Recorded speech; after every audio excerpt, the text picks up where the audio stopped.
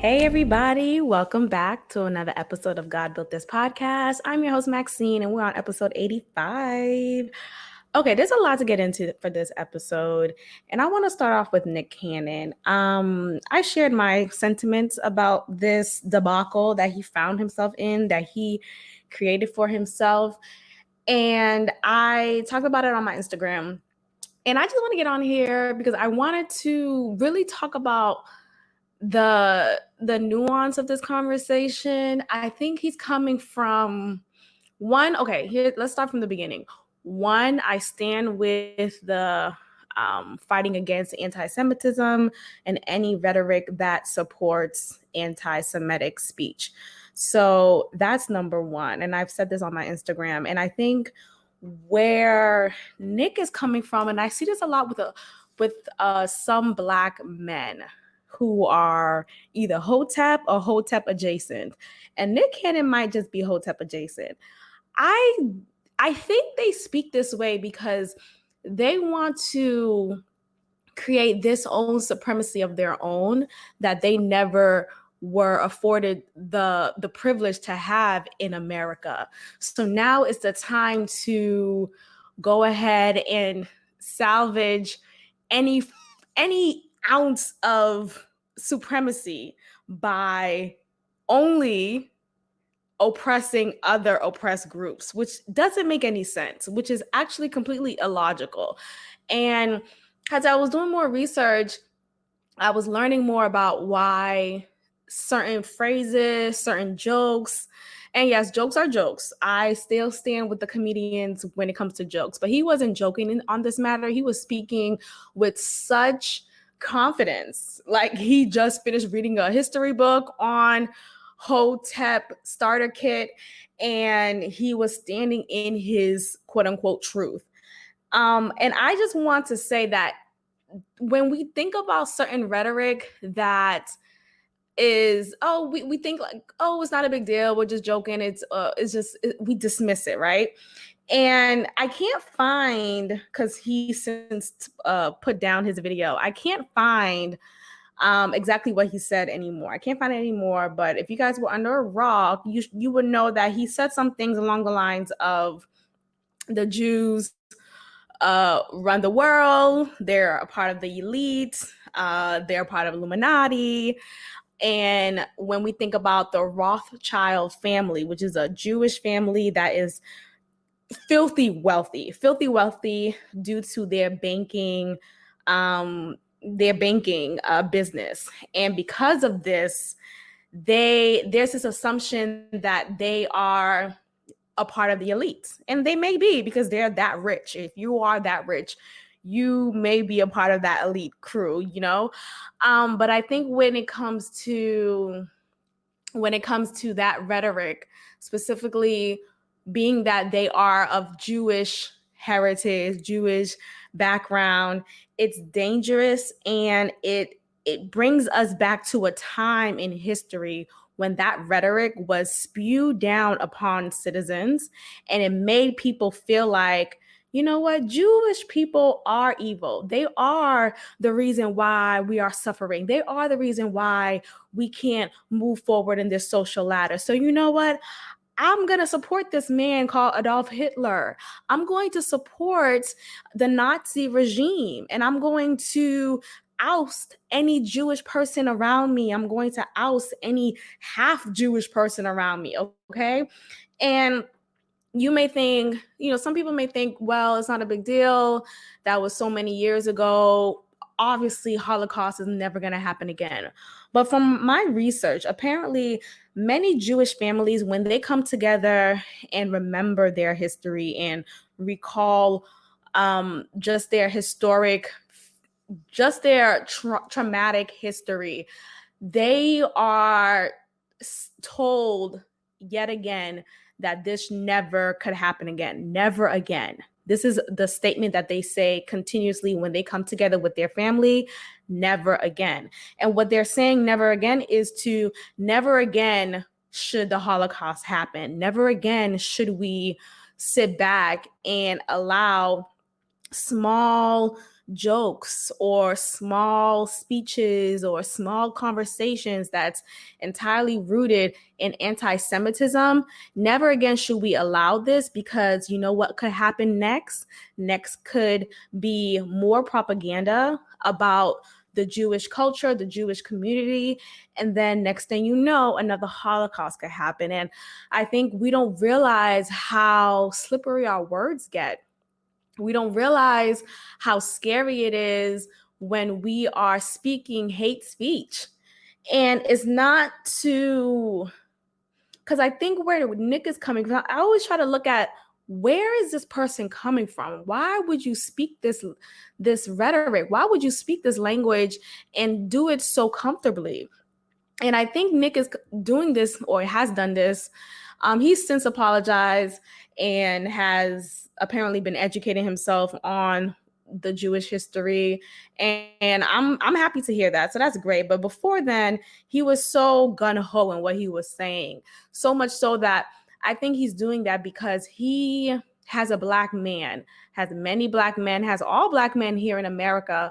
They go through overt racism, like straight up in your face, straight up and down, and they feel less than. They don't feel as a man should, or has a white man is treated in America. They don't feel that reverence. They don't feel that protection. They don't feel that that help.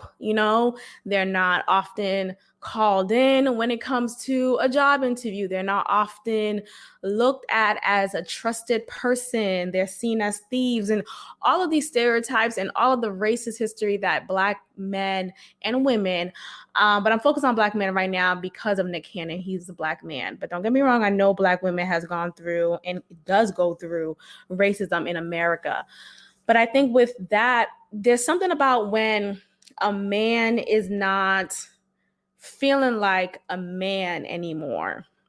When they're feeling like, I'm like, what good am I that I can't fully be who I think I'm a man. Like I can't fully be this manhood that I apparently possess, because every time I walk outside my door, I'm beaten down. There's a knee on my neck. There is just hate spewed against me. I don't have opportunities. I'm expected to go to jail. And if I leave jail, if I'm released from jail, I'm expected to go back. And then more often than not, I do go back, right? So there's this defeatist attitude that many Black men possess. And I sympathize with that. I hear that, I feel that, I see that. And yes, Nick Cannon is successful. He's one of the Black men out there who is doing pretty well for himself. He's not a struggling Black man. He's not on the streets, right?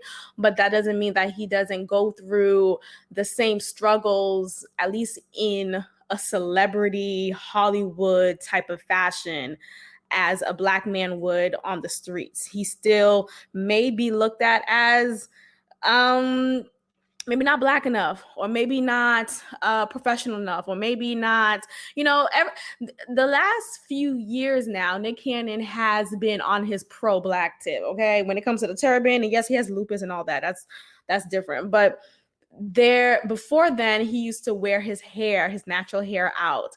And as we all know, there is this hate campaign, march, whatever it is, towards Black men and women when it comes to our natural hair. Just the other day, not to shame my sister, but so those who are watching the video can see my hair is done. It is, and even saying done is not even the language I want to use anymore. But my hair is braided. It's in the style that's braided. It's a protective style that I like to do with my natural hair. And of course, there's extensions, obviously, because it's a braiding style. Okay, cool. But before I got it braided, I had a previous braiding hairstyle that you guys may have seen already.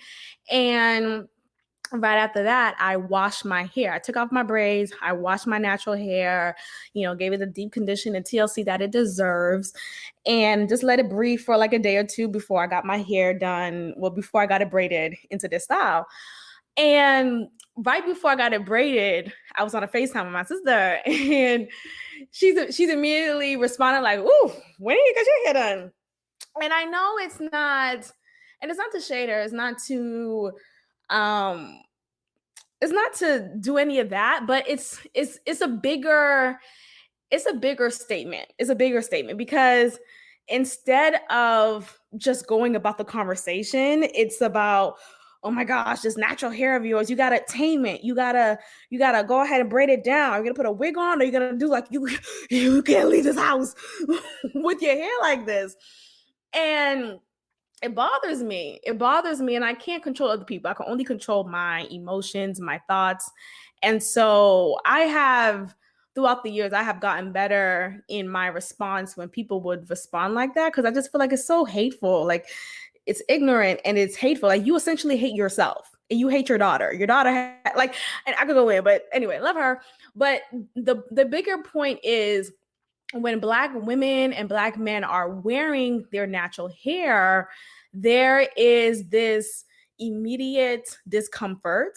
There's this immediate, I don't know if I could go to this establishment. I don't know if they're going to say just a funny comment like, "Damn, girl, you gonna get your hair done," or "Damn, girl, you brave for walking out." Like, I shouldn't have to be brave for walking out anywhere with my natural hair. And particularly there's discrimination when it comes to natural hair in the natural hair community. I have 4C thick, probably 4Z natural hair, because my hair is super thick. And ever since I cut out my locks, it's like real version natural for kinky hair. Like, it's not used to, I haven't blue dried my hair in 3 years. So it's definitely not heat processed at all. So it's super virgin like, and it's just that bang, I just came out the pussy with this hair type of hair. And but when you compare the treatment of hair textures like mine to women who have more of a curlier texture or more of a, smoother hair texture, they are more revered in that sense. And it's just strange and it's hateful. And I always like to educate people in the moment, but sometimes I don't feel like educate. I just want to cuss you out. Like, shut the fuck up. Like, stop. That's what I want to do. But anyway, where was I getting with this? Nick Cannon, there was a time before he was wearing his turbans, he was wearing his natural hair out. And so he was moving away from this safe looking Black man in Hollywood. Because before that, his hair was down. He was halfway bald. He had a haircut, his hair was down, and it was a safe approach. Like, this is a good guy. This is a good Black man. This is one of the good ones. That's how Nick Cannon was throughout, for the most part, throughout his Hollywood career.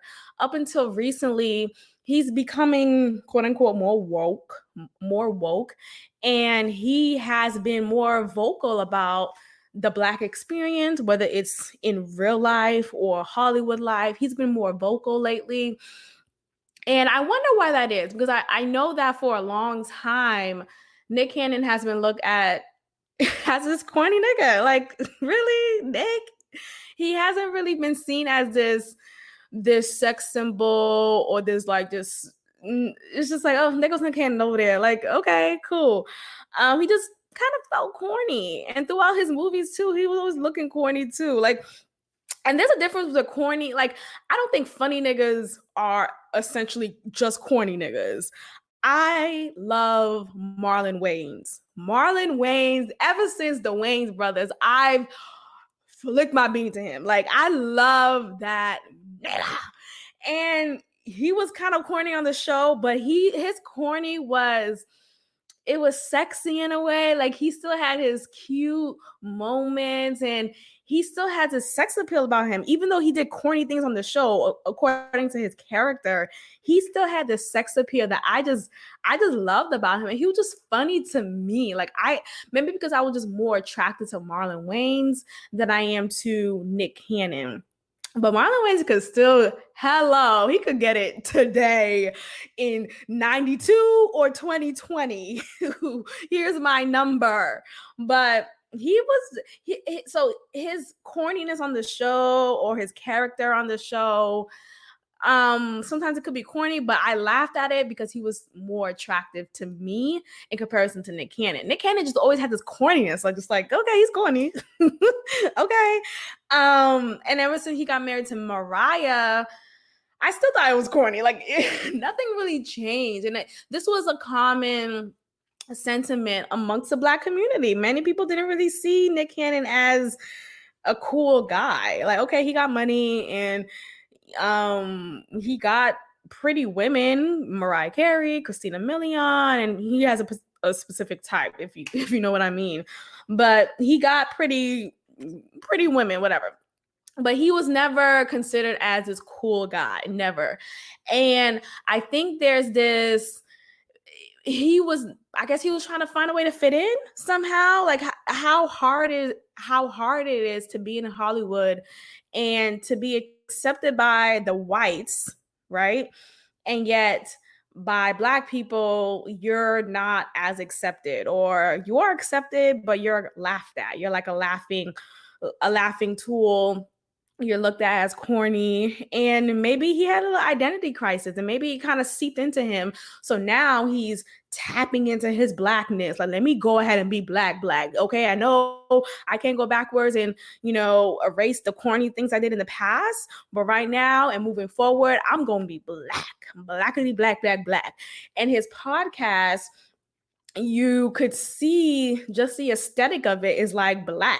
He has a Black power fist. The aesthetic is literally Black. Like, okay, you are a Black man. Got it. If only he should just go ahead and wear blackface to get darker skin, and then he'll be more Black. But he's really tapping into it. He had a deal with NBC, or was it? There was some comedy special that he had, and he was talking poorly about NBC. He was just talking about the racist background that NBC has and what he's dealt with, and just really speaking out on it. And I commended him for it. But because of that, he got dropped from NBC. And he has been just more vocal about it. And that's been great. Like, I support that. Like, speak out against racism. And racism of all kind needs to be spoken out, not just racism against Black people. And as a Black man, of course, that's going to be your main focus. I'm going to speak out against the racism within my community. That's fine. If you just want to do that, that's okay, cool. But then don't go ahead and have a conversation where you are confidently speaking for racism against another oppressed group. How does that doesn't add up? It doesn't make sense to me. And it's one thing to have a conversation with someone who, so Professor Griffin, he apparently was a member of Public Enemy and got released from that group because he was too radical. And that's very interesting because Public Enemy is already a radical group. So to be too radical, that nigga, you radical, okay? And so when he was on Nick Cannon's podcast, there's this, it's okay. Like, I'm not against having conversations with people who may just feel differently than you, who may be just politically differently aligned. That's fine. Like, have conversations. Maybe you guys could just hear different perspectives. I'm sorry, this bra is suddenly feeling super tight on me. I've been having to wear a bra. Like, just side note, if you haven't realized, I've been having to wear a bra lately, and y'all know I don't like to wear bras, but I haven't to wear one lately because my breast been feeling tender. And I know that's a sign that my period's on its way, which is definitely on time, but it's just, just been feeling weird. Anyway, Nick Cannon. So he had his guest on, Professor Griffin, and they're spewing just this hate speech against the Jewish community. And I think Black people don't, a lot of Black people, not everyone, of course, but a lot of Black people don't see the problem in that, because what Nick is saying, he's also rooting it in, that's why Black people are the real Jews. That's why Black people are the chosen one. That's why we are hated so much, because we have the real power. And here's the thing. I haven't looked into the Hebrew Israelites and who's the chosen one. Like, I know the Hebrew Israelites according to what I've seen on the streets. up north in New York or sometimes in Boston. Like I know that from that experience, and what they inherently believe is that they are the chosen ones. And look, I'm not going to take that away from you. If you think you're the chosen one, go ahead, you chose, that's fine. But I think there's also this passe feeling that a lot of Black people have when it comes to the Jewish community, and feeling like we don't have enough space in our hearts to have empathy for another group of oppressed people who've been brutalized, who've been killed, who's been dehumanized, just as we were. And I'm not here to play the oppression Olympics. I don't register to that mindset of, well, I was oppressed more. So I don't think it's a productive conversation. And I think oftentimes when conversations like this happens within the Black community, Black people will just say, well, Black people, we were enslaved for 400 years. And even after 400 years, we went through Jim Crow, we were redlined, we were discriminated against, there's segregation, and all of these valid reasons to still have hate in your heart for America, right? I'm not taking that away from you. And I think there's this, yes, Jewish people went through the Holocaust, but there's this like dismissive feeling like, okay, yeah, 6 million Jews were killed. Okay, yeah. But the Black people, we were dehumanized, pillaged, raped, murdered for 400 years and counting. To this day, we are still saying Black Lives Matter. All of that is true. And I think there's this, because Jewish people, yes, they were, many of their ancestors were killed because of the Holocaust. There wasn't much of a fight to continuously have Jewish people put down on the totem pole in America, because many Jewish people were still able to pick themselves up by the bootstraps and they were still able to kind of make a name for themselves. So you have the family of the Rothschild family who's able to simply create a career, a long-standing career, a prosperous career in the banking field, and to be considered one of the elites. So I understand the natural hate that many Black people may have when it comes to the Jewish community, because there's this, y'all were able to to get it right. Y'all were able to really pick yourself up by the bootstraps. Ain't nobody calling Jewish Lives Matter. There's no march for them because they're not being killed at the rate and number of Black men and women, Black trans, all of that in America. I get that. All that is accurate, and I feel that. Yet again, I still don't think it's appropriate.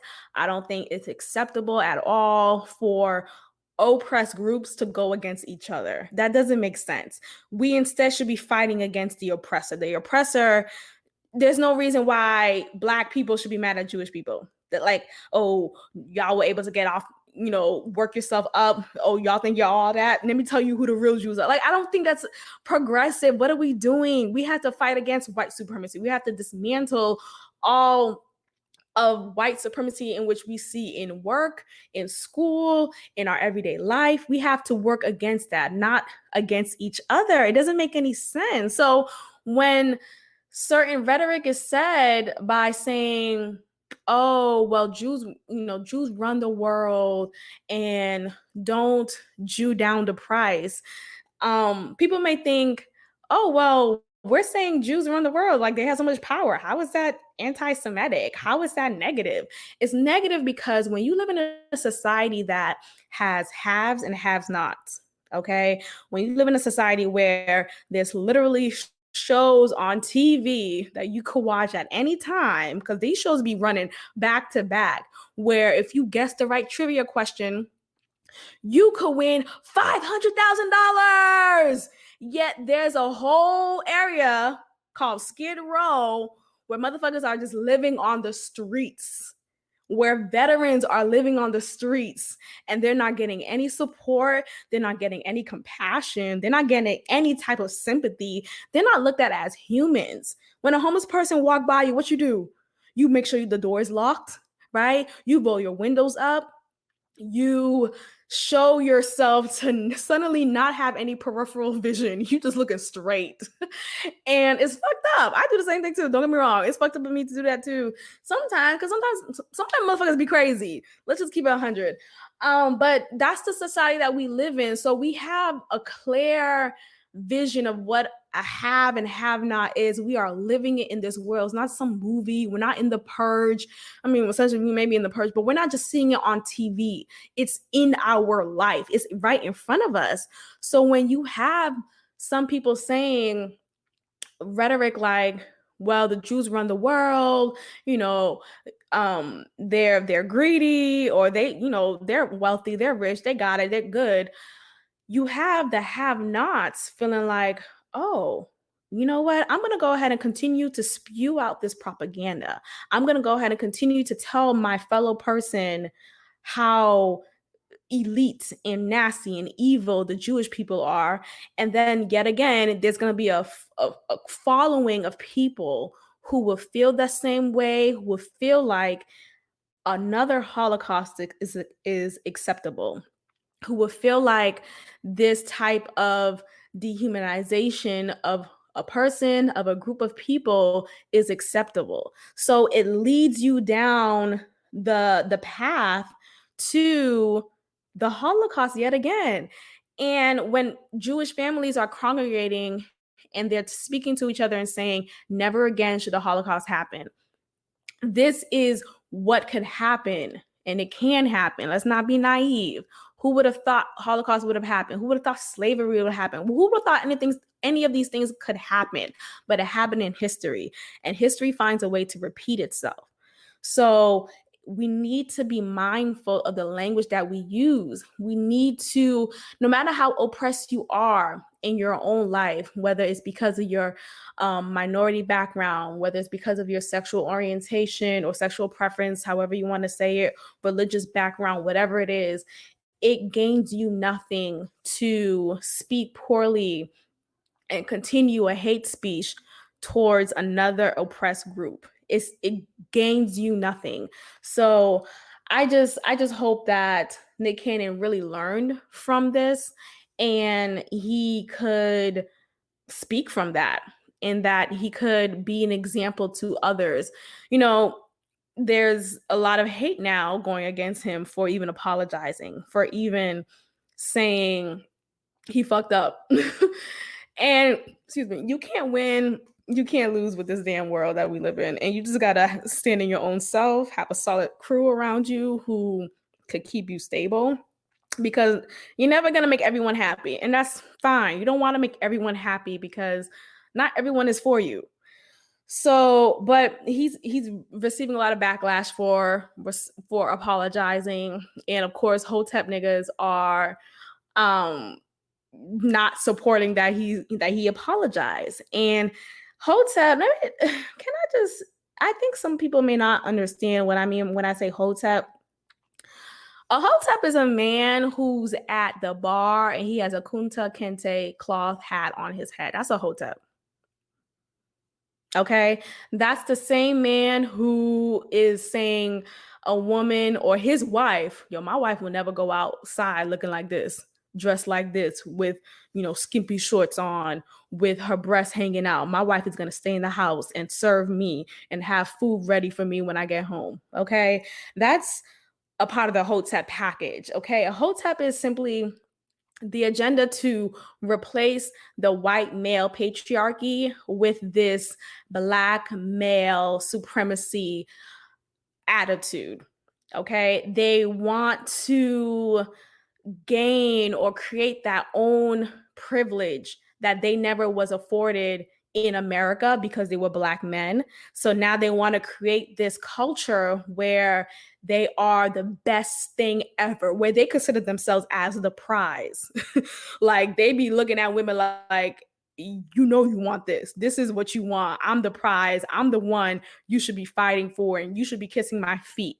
That's a Hotep nigga. If any nigga asks you or requests or mandates you to kiss his feet, that's a Hotep nigga. So please beware. I am here to warn you. Okay.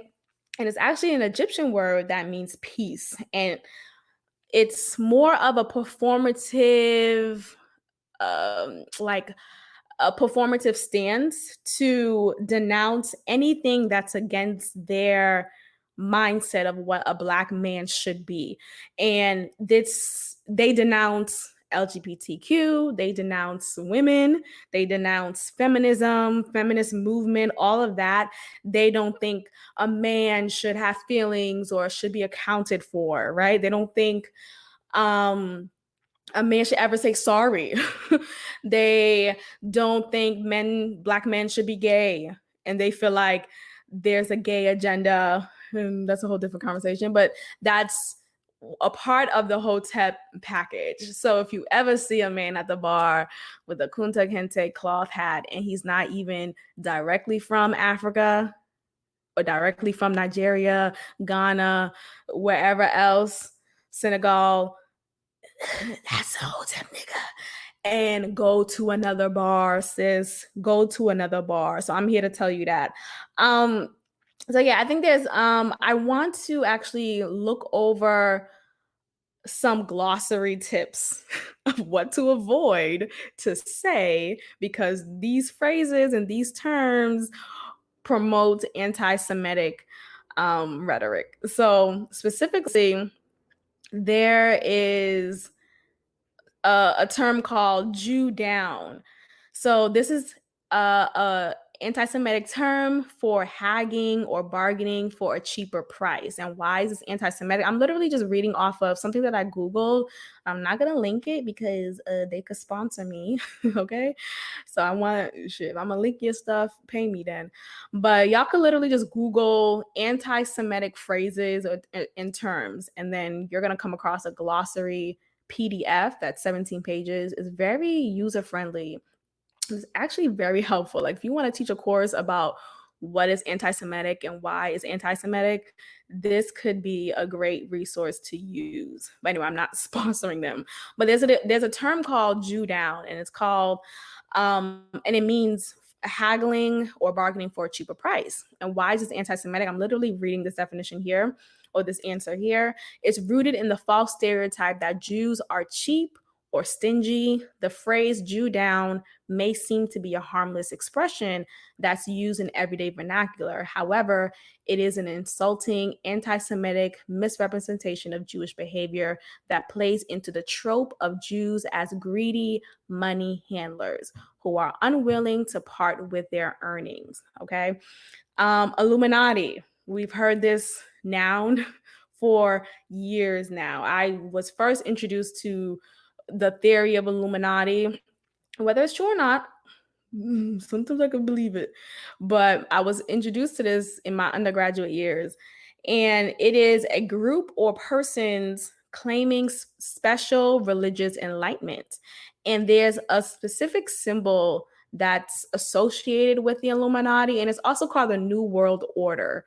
And the symbol is very reflective or similar to the Star of David, which is a Jewish symbol.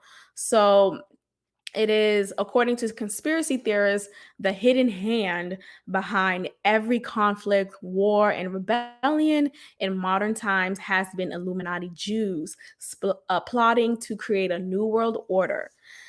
And this is clearly anti-Semitic. You know, we're thinking that Jewish people have this hand behind everything that's going on in this world, and that we should be fighting against this. So therefore, every Jewish person should be persecuted because of the Illuminati. So this continues this pursuit to continue to persecute and just put down the Jewish community. Holocaust denial is another one. There are people out there who really don't believe the Holocaust happened. I have an ex who said this ignorant ass statement. He said this when we were young. We were teenagers at the time. So, but sometimes he'd be saying things with so much conviction that I feel like he may still believe that same shit today. But he was a Holocaust denier. Okay. He would say things like, well, how come we can't find the grave sites? Or how come there isn't a specific number given about the death counts? And, as kids, you say things that you may have heard, and we don't realize how dangerous it is. I'm hoping he doesn't feel that way today, but who cares? I don't talk to that nigga. But the reason why this is negative is because, one, is denying all of the people, all of the ancestors of the Jewish people who are living today, is denying their death, is denying their murder, is denying the killing of them. And the Holocaust also is the reason why many Jewish families have a gap in their generations. They are missing so many family members because of the Holocaust. So when we have conversations about this possibly never happened, it's just disgusting. It's disturbing. That's like that's like anyone denying if slavery really was a thing or if it really was that bad. What the fuck? And another thing, oppression is linked. Oppression is linked. So my oppression may be different than your oppression, but understand we are still kind of chained together because oppression is still oppression. Okay? Oppression is still oppression. And I'm saying that because Nick Cannon and other men, Black men like him, may feel so strongly about the anti-Semitic beliefs and speech, yet their speech would not have helped them if they were living in Germany, right? Because they still would have been Black men, Black people in that area. And Hitler didn't like anybody who didn't look blonde and blue-eyed. Period. So you could very well be in support of Hitler. And yes, Jewish people are evil, but you would have been killed and executed just as well because you did not fit the prototype of what a human being should look like, according to Hitler. Okay, so Nick Cannon's ass would have been executed just along with his fellow Jewish brothers and sisters that he's now saying in his sorry tour. So it's just ridiculous. Like you saying, like, there Black people in that time in Germany were killed too. Trust and believe. They weren't spared. Anyone who didn't fit the scope of how a person should look and be were killed. So he would not have been graced from that at all just because he was supporting his speech. He would have been killed too. So it's just so dumb. Like when we continue language that is in support of the oppressor, that is just repeating the same hateful statements, it's like we're trying to get this validation from the oppressor. The oppressor's still gonna oppress. They're still gonna oppress your ass. It doesn't change. Like you still don't look like them and you still don't behave like them. Or maybe you do behave like them, but you don't look like them and you don't come from the same background as them. So let's not fight each other. Let's fight the system. Let's fight the oppressor. That's what I'm trying to get at.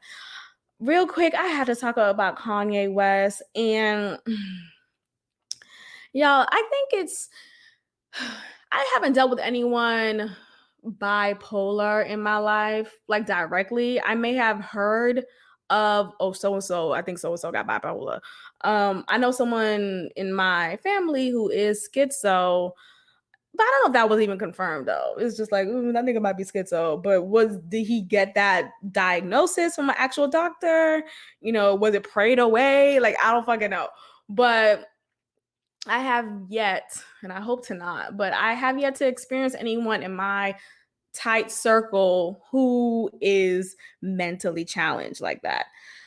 And I'm trying to conjure up this sympathy that any person who's battling with mental illness should receive. They should receive sympathy and compassion and help. That's really the only thing they should receive, honestly, help. And help is looking like someone who loves you enough who would take you to a psych ward and get your shit together. Yet he doesn't have that in his circle. And it's sad that he does, like, we don't know any family members that he may have on his mother's side who could just step in and help him.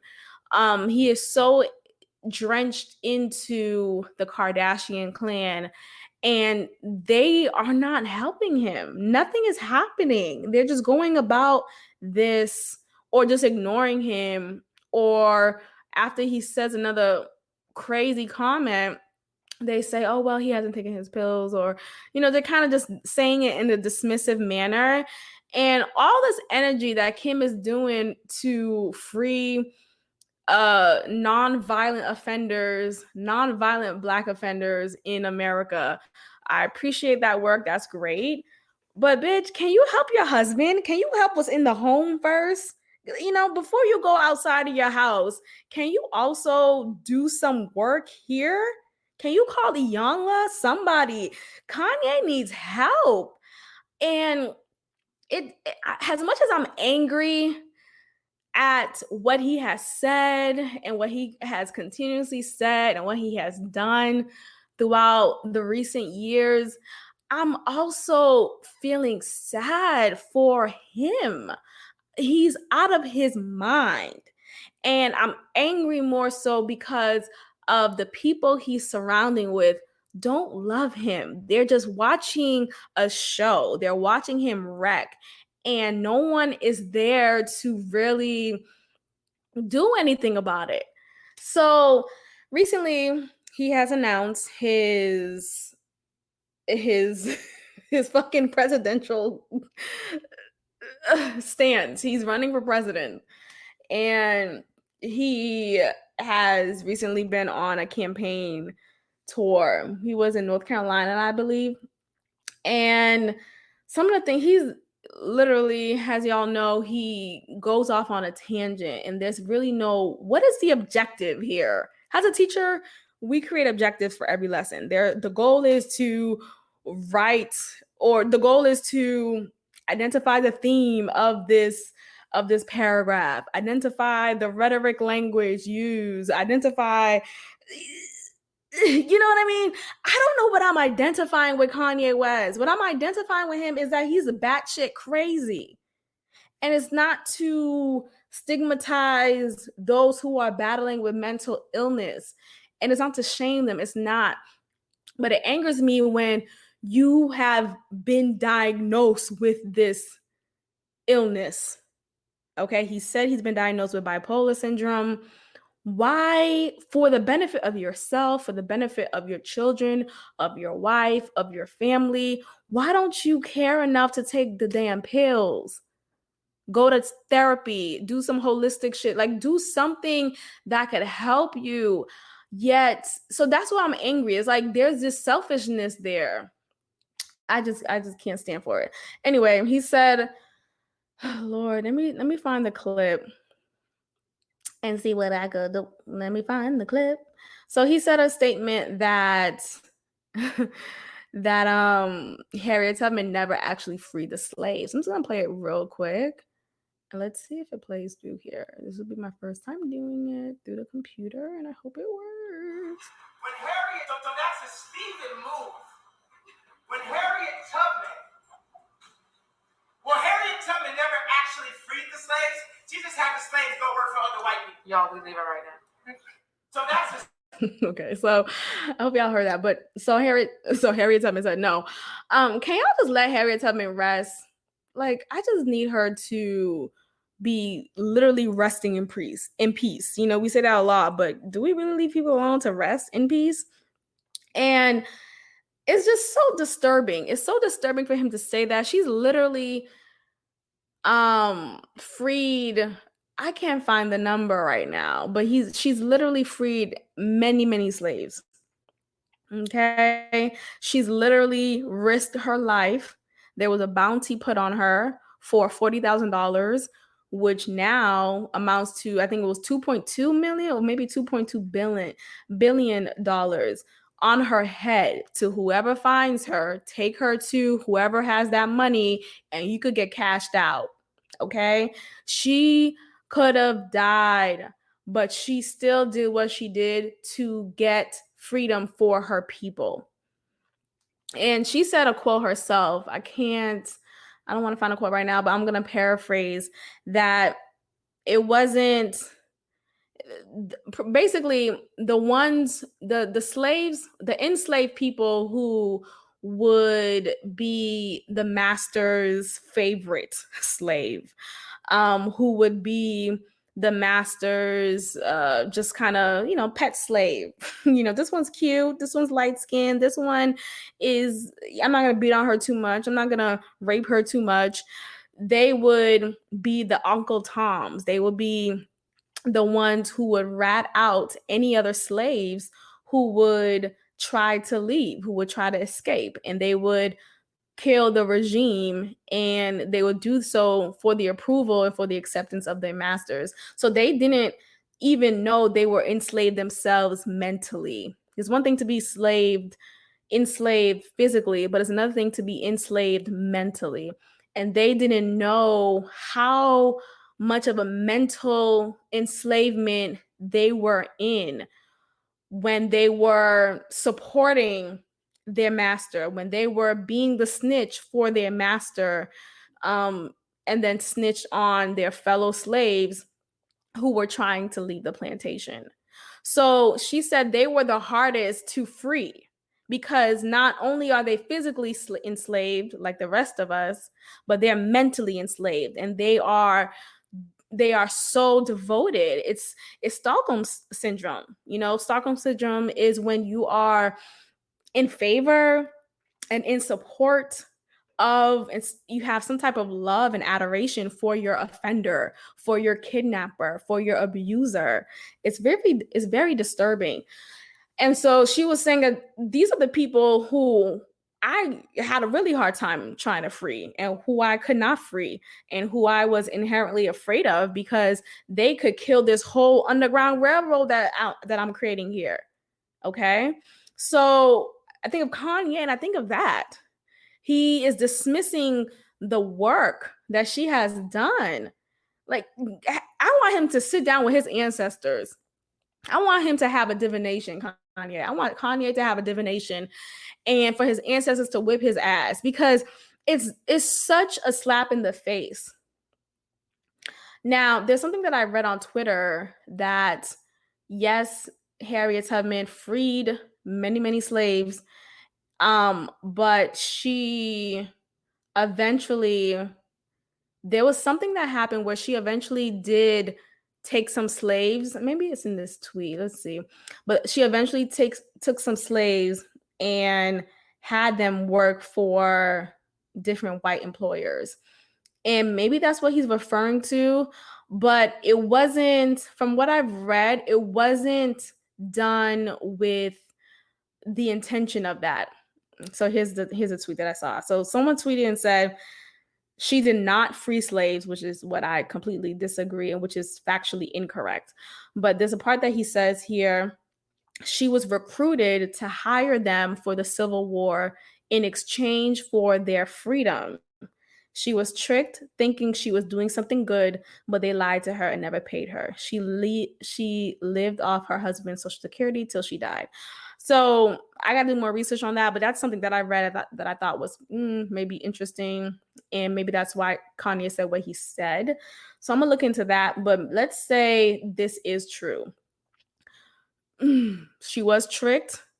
So let's not bash her for that, but let's also not discredit what she has done before that moment. She has freed many, many slaves, and let's not forget that. We need a reminder in our history. And if we do, Google is free and it's available. Maybe your Wi-Fi may not be free, but you could go to a shop and get connected real quick and figure that out. Okay. So he said that. Then here's another thing that I just cannot stress a lot. I can't stress this enough. So let me just go ahead and play this clip. I hope you're all hearing this just fine. Let me unmute it real quick. My mom saved my life. My dad wanted to abort me. My mom saved my life. There would have been no Kanye West because my dad was too busy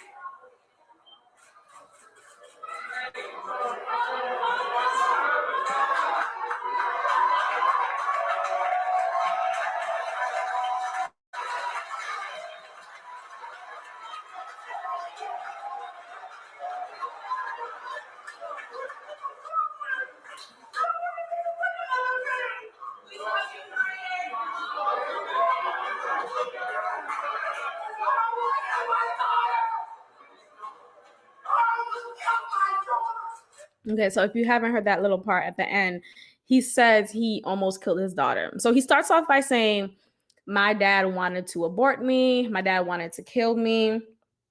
Um, and then he ends off by saying, I almost killed my daughter. So he's crying, he's hysterical, he is Kanyeing out. And here's the thing with this manipulation. That's really what it is. That's what it is. I'm going to make you feel guilty. I'm going to make you realize how horrible and disgusting and how I wouldn't be here if abortion happened, right? That's all a tool for those who are pro-lifers. And that's all a tool for you to feel so downtrodden and so guilty for your just possible consideration of possibly aborting your child. And I've said this many times and I'll say it again. If you don't want an abortion, then you don't get one. Okay? If you don't want to have a baby, then you don't have a baby. Like your feeling and your experience should not at all mandate me to suddenly be whatever decision that you are, right? You being pro-life should not impact my pro-choice feeling and experience. um he then talks about how he almost wanted to kill his daughter North. Apparently, he and Kim were contemplating about taking abortion pills for months, and then until God showed him a sign, and they ultimately decided not to abort North. And here's the thing: it's always kind of uncomfortable to talk about like a baby who's here on this world, who's been here for a few years now, and even saying out loud, "Damn, I was about to kill your ass." Yes, even though I am pro-choice, that does make me feel uncomfortable too. Like, you don't say that out loud. And it's weird because I don't think he considers her. He's not considering anybody. There is literally this mental block. And I think it's more than his mental illness. I think he's always been, I don't know, like I feel like Kanye was always just narcissistic. It was always about him, and it was always about how can I garner more attention? How can I be the victim in this so I could get more attention and praise and sympathy? So instead of caring about, man, my daughter is going to see this eventually, she's going to be hurt knowing that her parents didn't want her and that they were going to kill her. I think instead of thinking about her, he was thinking about how can I be more convincing for my position to be pro-life, so others who were considering abortion can no longer anymore because he was supposed to be aborted. Oh, since Kanye was supposed to be aborted, I'm not going to abort my child who I can't afford, who I had because I was raped, or because I'm in an abusive relationship and it's hard for me to leave, and now I'm pregnant and I don't want to raise this kid because I like this is so nuanced, and it's so disheartening, and it's disturbing, and it's disappointing to just assume that you should just be this pro-lifer. We don't know the reasons why many people choose to abort their child. We don't know. And instead of immediately stumping your pro-life and your tears and I was supposed to be aborted, shut the fuck up. Go deal with that with your father. And why he's almost 40 and he's crying about that still? Maybe I'm not sympathetic enough, but I don't think that's why are you still like you still mad at your dad about that? And let's consider the times. Because 40 years ago, he was in Chicago, right? 40 years ago, he was struggling in poverty. His father, I don't even hear too much about Kanye's father, but let's assume his father wasn't really in his life. His father probably was a drug dealer, a crackhead. I don't know, but maybe there was some form of instability in the home. And oftentimes, that is the reason why many people choose to abort their child. They don't want to bring their child into this instability as dysfunctional ass home. I'm not bringing a child in this. And then some people may say, oh, well, then you should have never got pregnant. It wasn't my choice. Hello, something called rape. Even if it wasn't rape, sometimes you're in situations where you have no choice but to put out.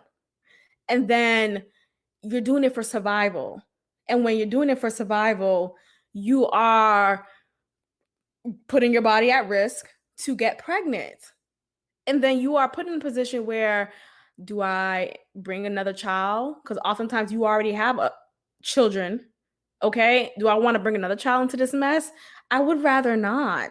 So I don't know, man. I think there are people out there who just don't want to be mothers. And you may say, well, there's precautions you could take to not be that, right? To not get pregnant. And yes, that's true. But sometimes, even when you are on those precautions, shit happens, okay? And even though shit happens, you still are in your stance of, I still don't want to be a mother, or maybe I don't want to have another child. Maybe one was enough for me and I don't want to have any more. I was watching Soul Food, the series, and Bird, who's the youngest out of the sisters, she already has a young child with her husband, and she ended up getting pregnant again by her husband. And although it's seemingly of an exciting moment, right? Wow, I'm pregnant. That's beautiful. It's life. It's a miracle. God has blessed you. And all those things are true. She had to come to the realization that she doesn't want any more kids. She's a young, vibrant woman, and she never wanted any more kids than the one that she already has. And she was put to shame throughout that episode, except Terry was who's her oldest sister. Terry was the only one who understood, who sympathized with her, and who supported her in her decision to abort her child. And Terry doesn't have any kids of her own. She's been married twice divorced. Well, maybe that explains it. But the point is, you as a man can't dictate what I want to do with my body, because she was also giving her reasons as to why she didn't want another child. She didn't want to carry this baby. She didn't want to go through the differences in her body anymore. She went through it already with her first child, and she doesn't want to do that shit again. Like, you could have one child and realize, yeah, this is just going to be it. This is going to be it, and you will not have any siblings, okay? And that is what it is, and that should not be shamed. So I just, whatever. I just hope Kanye gets the help that he needs. And I also feel like it's unfortunate that he even had a crowd at that campaign. And yes, there will be people who will still support him and will just follow this circus and will just get their entertainment fix for the day. And that's sad. It's sad that we are even at all even supporting this shit show. And no one from his camp is pulling him and telling him, you need to get help. I don't know how they need to do it. I don't know. They need to force him into a mental health ward. I don't know what it is, but something needs to happen. But it scares me that we're living in a world where he could just literally make his announcement for presidential run and start a campaign last minute, make the announcement last minute, then start the campaign when literally November's around the corner. Y'all, we about to vote for a new president, or maybe vote for the same president again, or however, whatever floats your boat. But we're about to vote again for the second term of a president. And there's a possibility that that people will write down Kanye West's name on the ballot. And that scares me. It scares me because ultimately that splits the votes for Biden, leaving Trump to then get reelected. So I'm feeling like, we know that Kanye West has worn the MAGA hat, Make America Great Again hat, for a while, and he'll put it on here and there. And when he first put it on, he was really gung-ho, and he still is gung-ho about it. But when he first put it on, it was crushing for us, for the Black community, to see this Black man who was so quick to call out George Bush and saying George Bush doesn't care about Black people, yet you're standing with a man who seems to not care about Black people either, sir. Did you forget? And you're seeing statements like slavery was a choice, and Harriet Tubman didn't free the slaves, and you're yelling at dark-skinned Black women at your campaign, yet you're praising the white women who are there. What, like, this is beyond his mental, and yes, I have sympathy for his mental illness, but this is beyond that. This is this hatred that he has for his own son. Look at the women he's been with, all whites or non-Black women. Okay, there's something going on. So I just hope that I just hope that people don't really write down Kanye West's name on the ballot. I hope his name is not even put on the ballot, but I know you could write names on the ballot too. The point is, I don't like Biden either. This whole shit sucks, and I'm about to clock out from this podcast, not from life.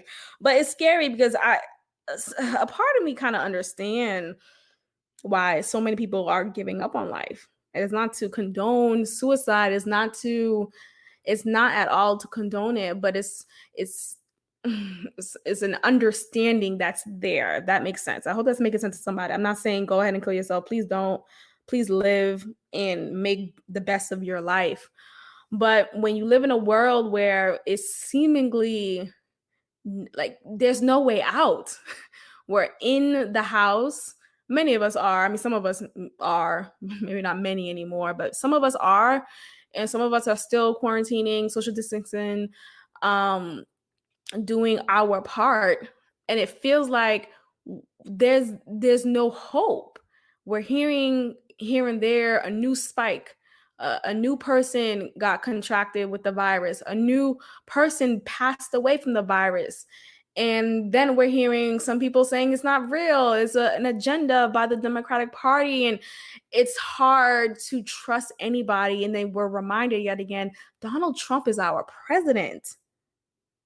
So it feels hopeless. I don't want to continue to beat on that, but I get it. It feels hopeless. I would have very brief moments, but I would have moments when I would think, like, damn, this is the world we're living. I would feel so defeated in that moment. And I would just think about, what does tomorrow look like? So this is me just saying we have to also, in the midst of this pandemic, in the midst of the uncertainty in this world and the hopelessness that is apparent, still create our joys, still find what is joyful to you and make it a priority.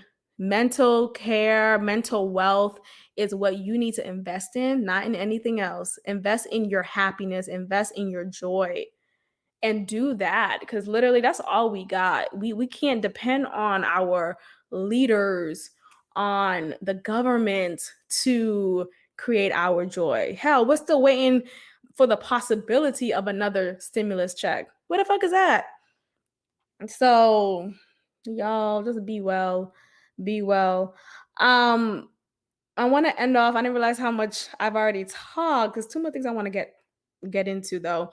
So maybe I'll get into this later. Anyway, maybe I'll get to let me try it. Okay. So you know what? I'll get into that later actually, because it's a bigger conversation. I don't want to give it any justice. I don't want to not give it any justice. So what I'm alluding to is I wanted to talk about adult friendships. And I'm 29, gonna be 30 in February. Woot woot, February 5th, Aquarius baby. As you all know or may not have known, I'm an Aquarius. If that's not clear, bitch. But I want to talk about friendship and making friends in your adult life, in your adult living, maybe living on your own versus living at home, maybe the differences in creating friendships and relationships like that. But just overall, being at a particular age and creating friendships that are genuine, it's hard to come by.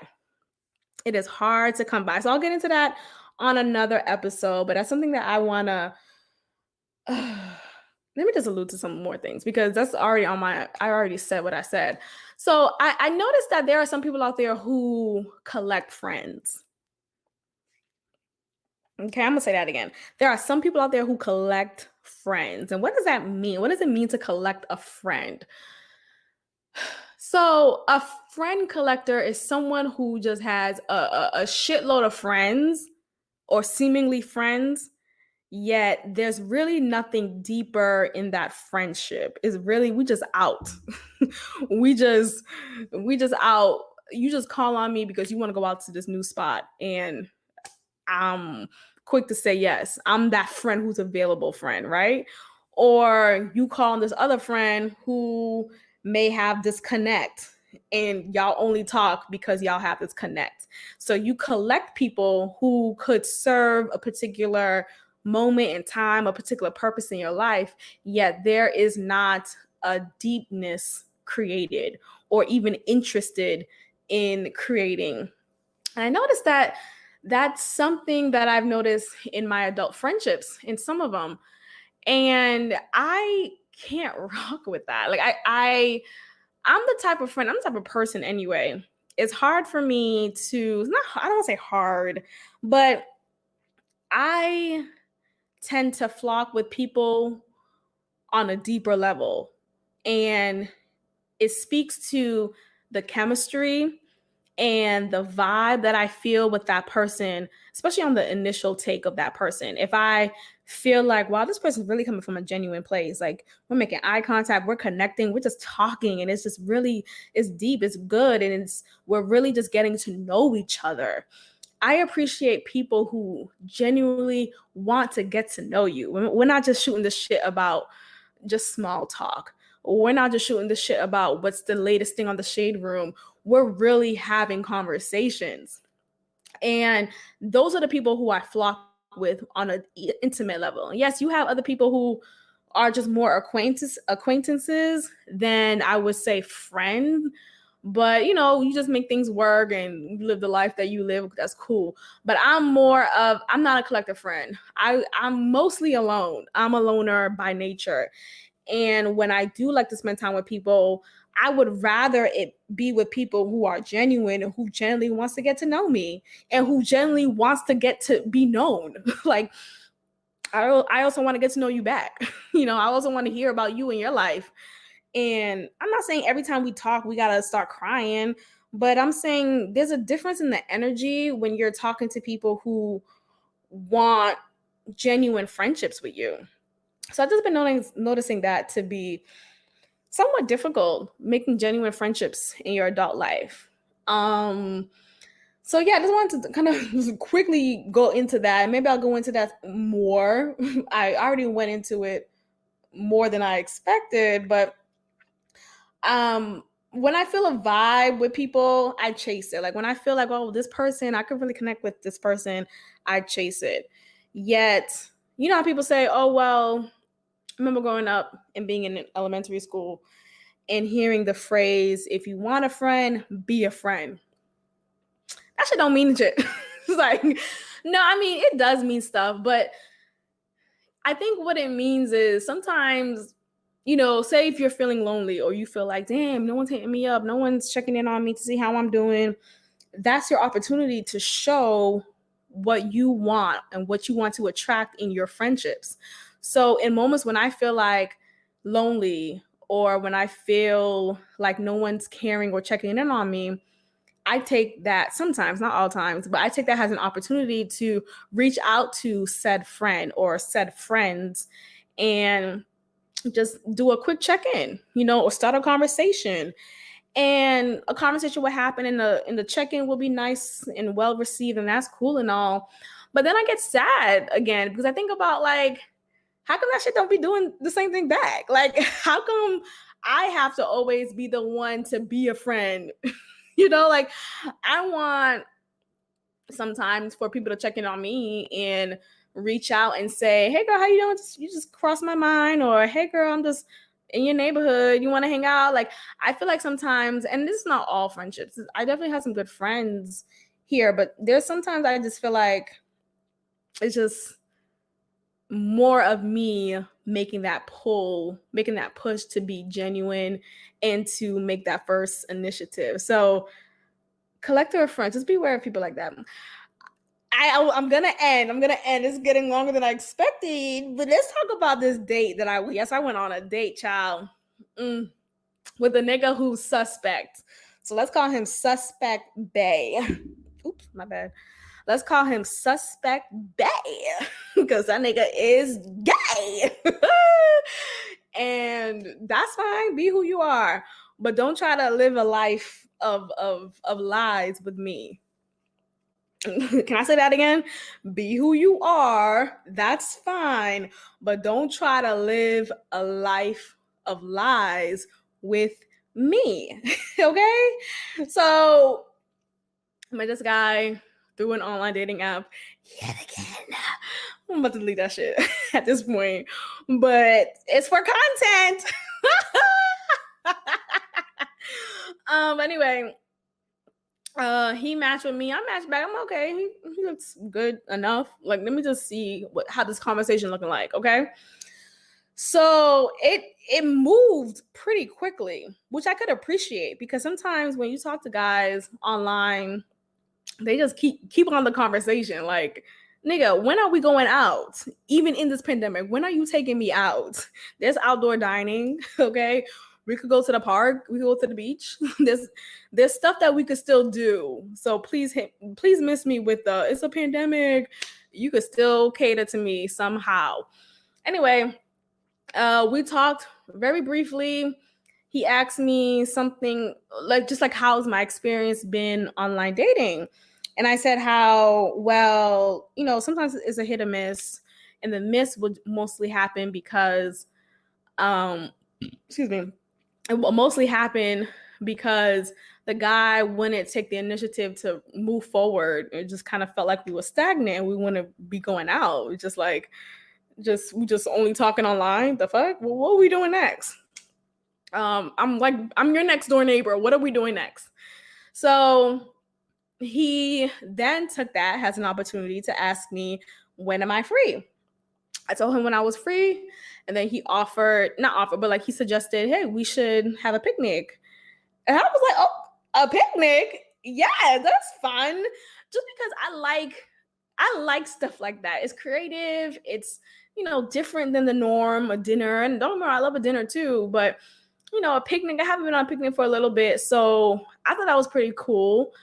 And I love to cook. So I immediately offered, okay, cool, I can make such and such. He said he's going to bring a bottle of wine. And immediately I thought, like, damn, I'm doing too much. I'm over here telling him. And I literally brought pasta salad and honey barbecue chicken sandwiches. Like, I'm making the whole thing by myself. Are you asking me out on a date and I'm over here feeding you? I'm the prize. I'm the prize, Hotep nigga. But I enjoyed it. I enjoyed cooking. So I was trying to convince myself, like, this is not, look, I enjoy cooking. I'm doing it because I enjoy it. And I did offer. He didn't force me to it. I offered to bring the meals. So anyway, I already knew that he was gay or bi, whatever it is. I knew that he wasn't all the way hetero. So let's just say that. So, and I knew that instantly before we met. I knew that just based off of his pictures. I knew that based off of just there's an aesthetic, there's a look, there's a facial expression that shows you're not all the way hetero or cis hetero, whatever. It's just cisgender. I think that that's a conversation that we need to have more in the community of Blacks, of anybody, honestly. But there's a look, there's something you could kind of point out. There's a mannerism. And it's not to say you can't have a hardcore Black gay man. I'm sure you can, but I'm talking about the ones who are not hardcore and who's in your face but trying to hide behind a blanket. I'm talking about those niggas, okay? So you may wonder, then why did you go on a date? Because I wanted to go on a picnic. That's really it. I did as I could have just gone by my damn self. And I'll probably do that at a later date. I'm going to go to a picnic by myself. Shit. Go to the beach by myself. Like, I just love myself. And some people are just annoying sometimes. But I think, yeah, he was definitely gay. So So we went on a date, and I'm trying to wrap up this episode. I don't want to get into too much detail, but let me just say this. We went on a date. Like I said, I already knew that he wasn't all the way hetero, and I didn't feel a romantic sexual connection with him at all. Prior to the date, because I set the date for 2 days from our conversation. And we would video talk with each other. And I'm later figuring out that he probably did that because his phone bill probably isn't paid. It was kind of weird because he immediately asked me for my Instagram. I was like, he asked if I had an Instagram. I said, yeah. And then he sent me his Instagram. He said, add me. And at first I was thinking like, do I really want to add this guy? Like, I don't really want anyone in my business or commenting on everything that I post or, seeing that I have a podcast and wanting to talk to me about it. It's like, can you just like step off? But I ended up just going ahead and doing it. So when I saw his Instagram, I knew for certain, that nigga ain't all the way hetero. I knew from then, but I knew prior to receiving his Instagram profile. So anyway, I really gotta pee. Oh my gosh. So what did I say? So anyway, so he then sends me videos on Instagram because you could send videos, just like short clips on Instagram to a specific person via their DM. And he was just sending me videos like, how you doing on this sunny Monday type of, conversation starter. And I'm just like, this is what we're doing.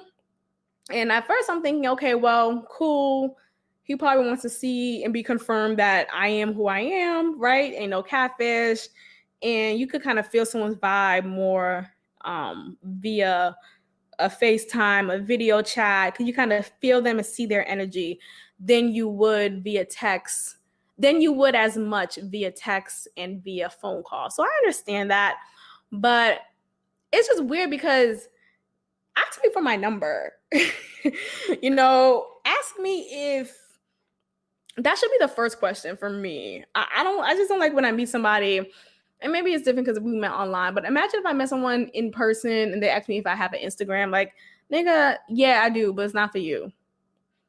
That's weird.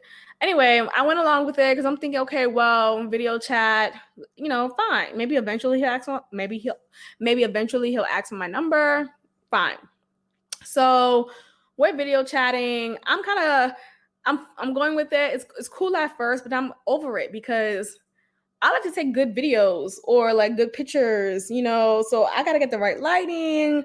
I got to make sure this pimple's not showing, or I got to be at a good position where you kind of see the angle of my breast. Like, I don't know, like I just try to make it look good. So it's just an extra effort that I have to commit to talking to you when it could have just been done easily or easier if it was through text or if it was through a phone call. So, sorry, y'all. Phone call.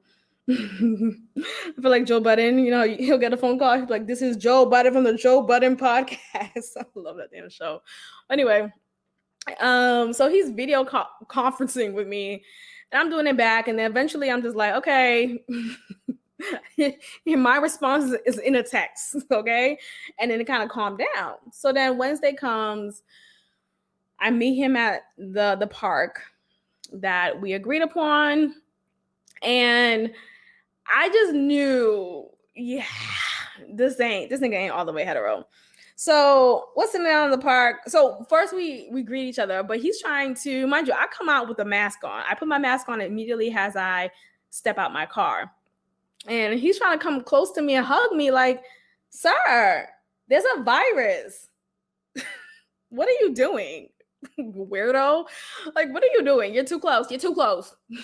But I know damn well if it was someone who I was attracted to, I would have been like, come closer. But whatever, the point still remains. If my mask is on my face, why are you trying to get close to me? Doesn't that make sense? So he comes close to me. He asked me first for consent, which I could appreciate. Which further explains how he's not all the way hetero. Because ain't no straight nigga ask for consent. Let's say that.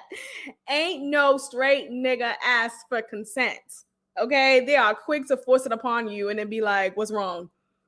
Like, what? You raped me. Anyway, so he asked me for consent. I was like, no, I don't want to. He's like, oh, do you do hugs? I'm like, no, I'm not doing hugs right now. Like, no.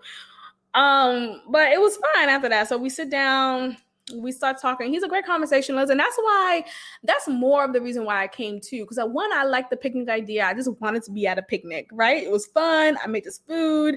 This is just cool. Yet I sat with him also because the conversation that we had previously, it was good. It was good. Like, he was a great person to talk to. He was a good talker. So let me just go ahead and enjoy this time. I know this isn't anything sexual. Like, this won't ever be anything sexual. I know this won't ever be anything romantic. I know the door is closed, locked, key is swallowed, and cannot be shitted out. Okay? So no. But let me just go ahead and enjoy this time. Key. So I could appreciate that he wasn't touchy-feely though, because I know some guys could instantly try to get too close to you. So I'm glad that didn't happen. I could thank the pandemic for that. I could thank my initial energy when approaching him, and I said, no, I don't do hugs. I could thank that for his lack of closeness to me. So that explains it. But throughout the conversation that we had, he would say stuff like, yeah, when I was having sex with this woman, yeah, so I'm fucking this woman or whatever. Like, he'll always add that part at the end of it. Like, yeah, I was having sex with this woman. And I just feel like if you are all the way hetero, you wouldn't have to qualify it with when I was having sex with this woman. You would just say, yeah, when I was having sex, right? Like, when I'm saying when I'm having sex or when I'm talking about something, like, I don't qualify by saying with this man.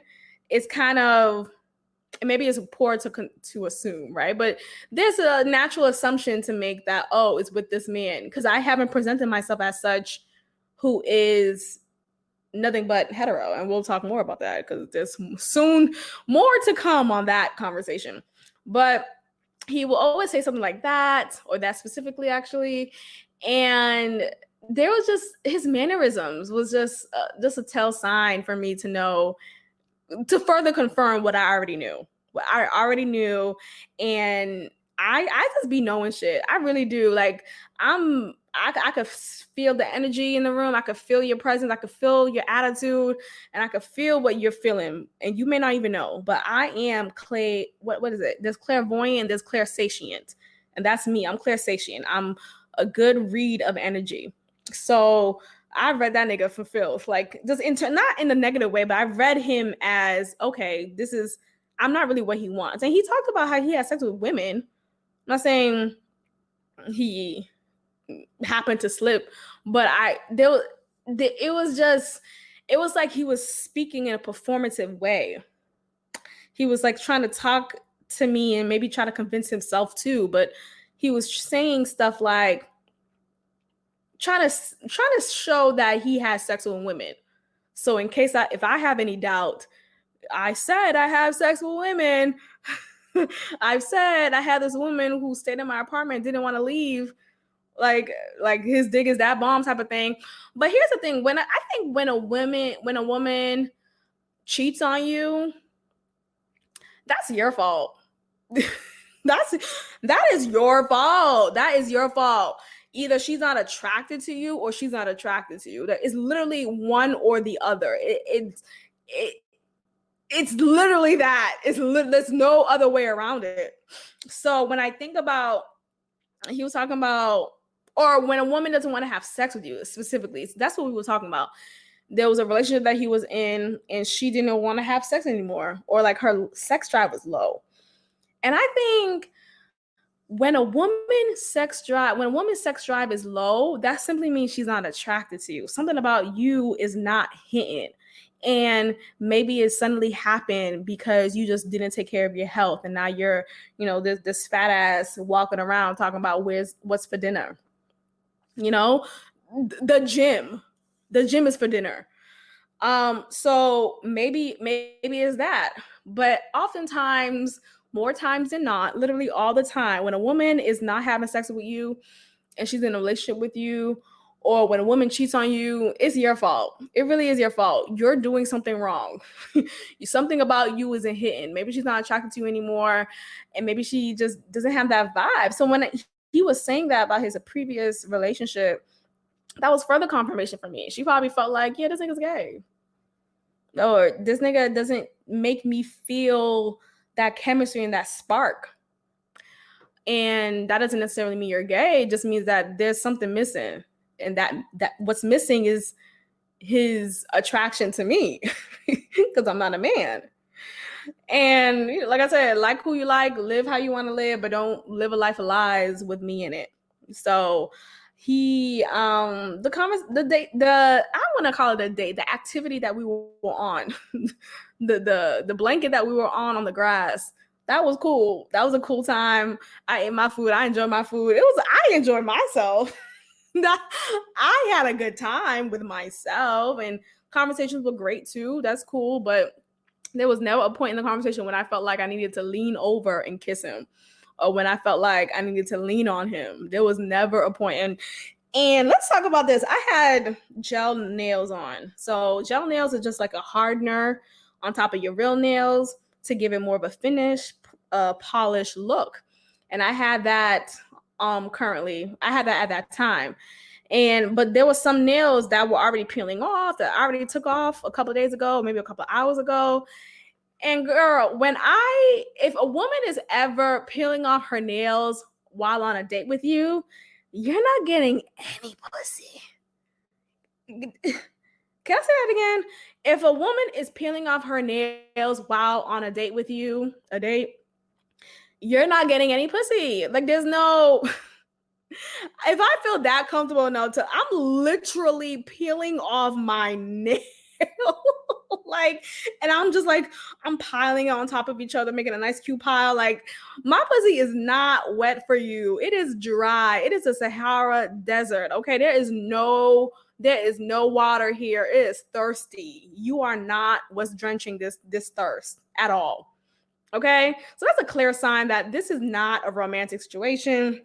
And the date happened for like 2 hours. 2 hours.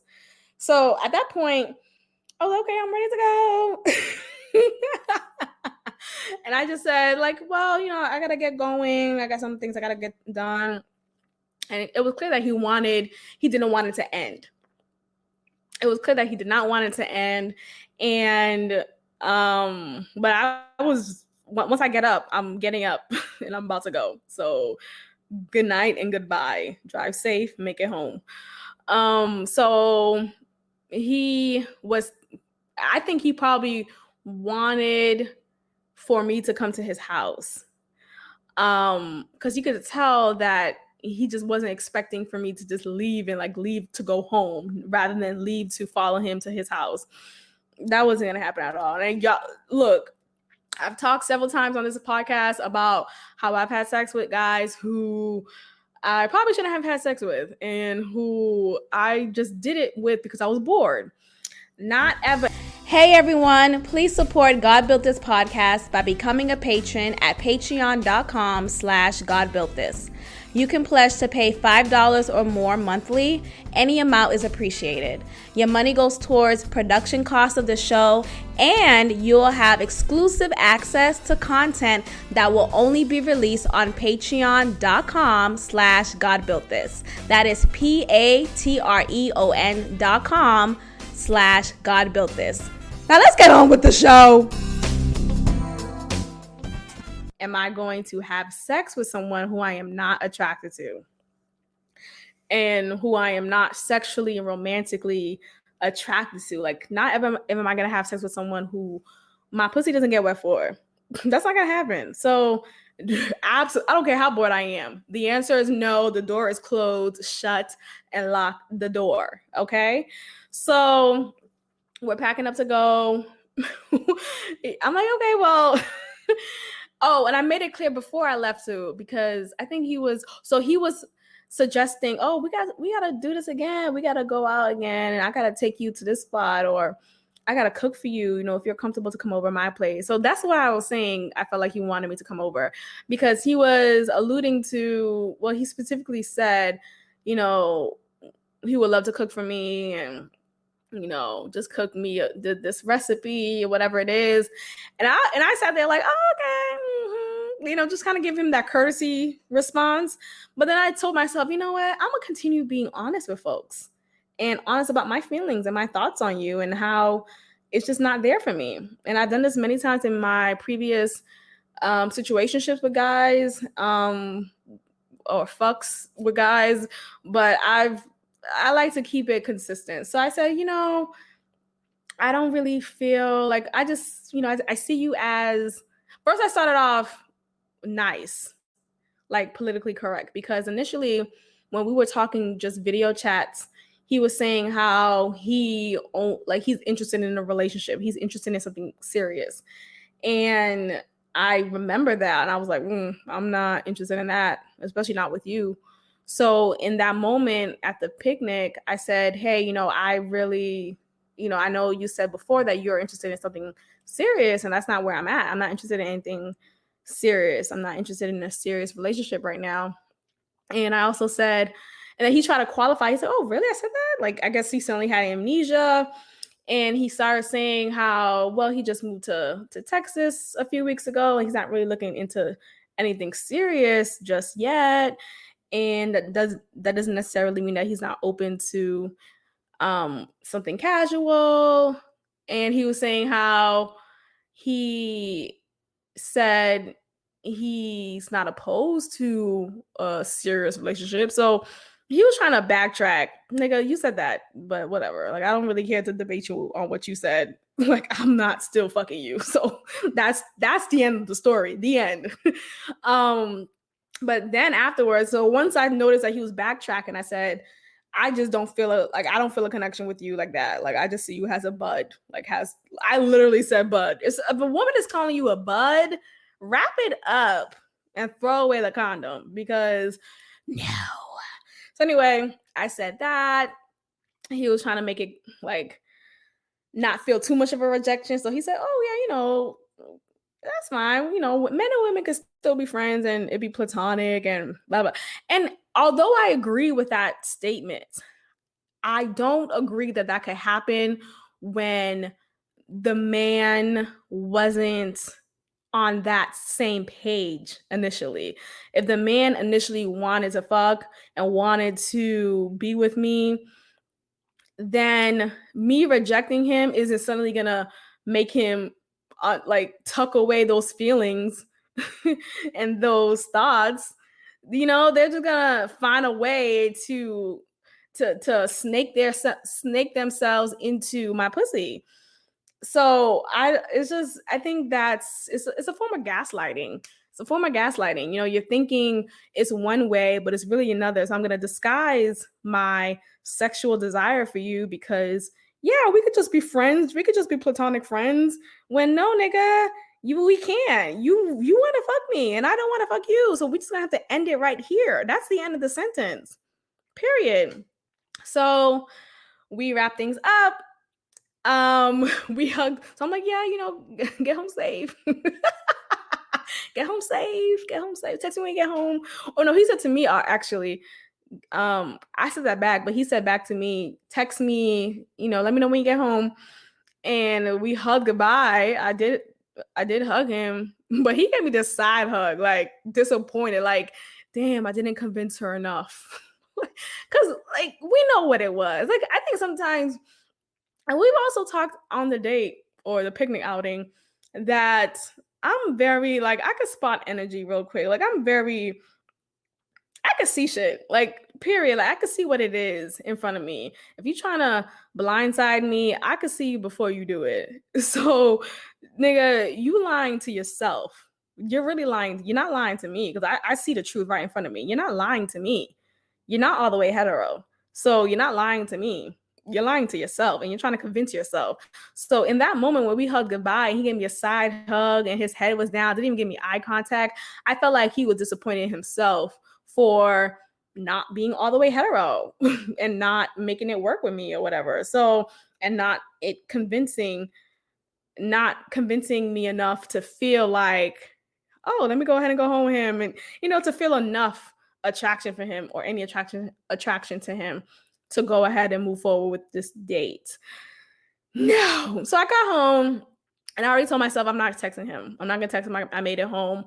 And he never texted me, which is interesting because it's like, if you really care if I made it home safely, and cool, yes, I'm talking about he's not all the way hetero, I'm not attracted to him like that. But the point is, if you really cared, if you really was that nigga, if you was really trying to be convincing, right, you would still go at it. That's how I feel. Like, you would still go at it. You would still make it a point to try to shoot your shot more. The fuck? But I mean, that's fine. Look, it leaves the job easier for me to wrap up anyway. But yeah, he never texted me and was like, hey, you made it home? He's clearly saw me posting my stories, and you could assume, well, he could tell that you made it home. Yes, that's true. But I also feel like, just courtesy. You said, it's just weird. So we haven't spoken since.